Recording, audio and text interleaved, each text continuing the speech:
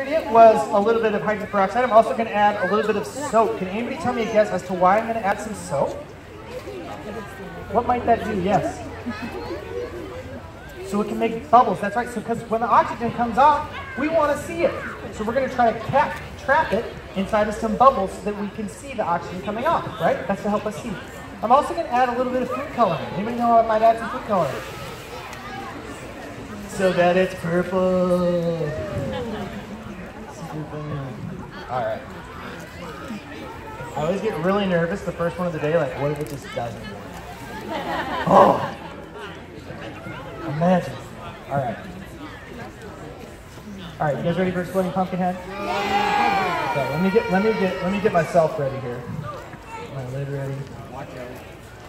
Alright, let's do a little countdown. That sound good? Let's do it from 3. 3, 2, 1!